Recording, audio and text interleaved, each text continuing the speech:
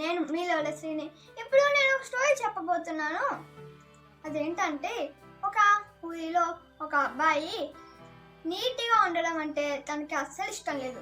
కానీ వాళ్ళ నాన్న నీట్గా ఉండాలమ్మా అని చెప్తాడు. కానీ ఆ అబ్బాయి విండు.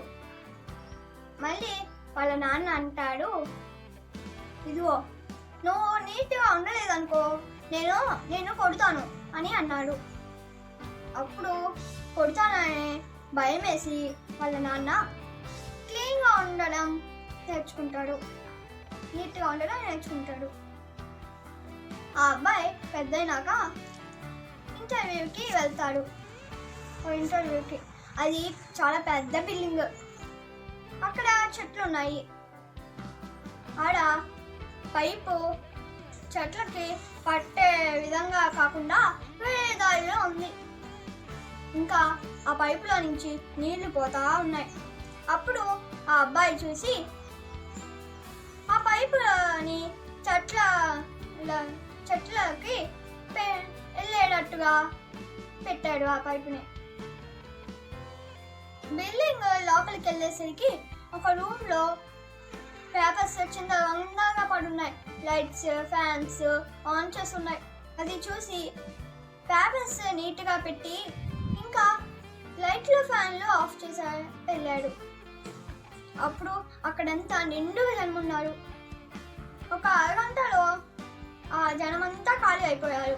ఎందుకంటే వాళ్ళంతా ఇంటర్వ్యూకి వచ్చిన వాళ్ళు. తర్వాత ఆ అబ్బాయిని పిలిచారు.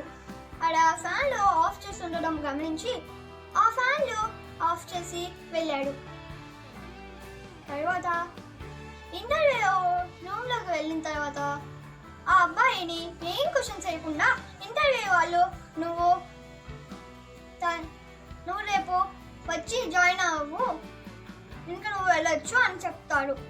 అప్పుడు ఆ అబ్బాయికి ఆశ్చర్యం వేసింది.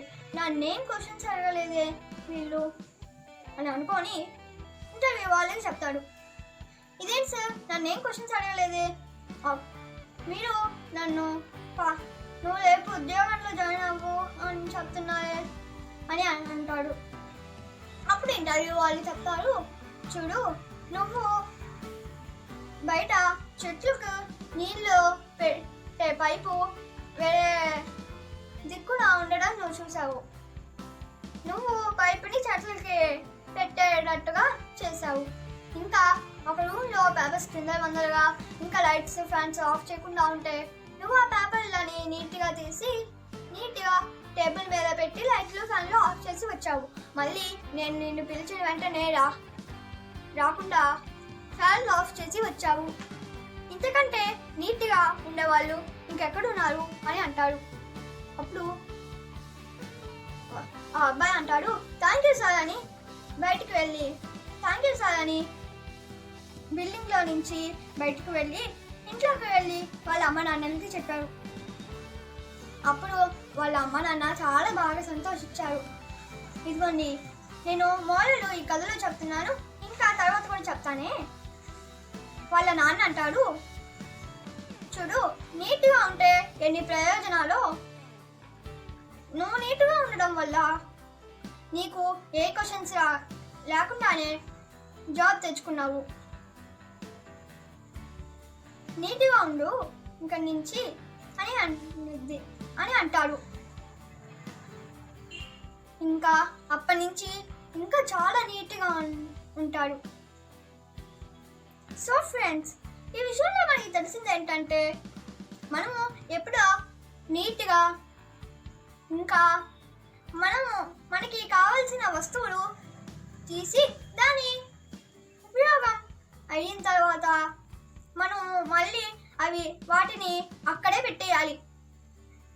ఓకేనా? ఇంకా నుంచి మనము నీట్గా ఉందాం.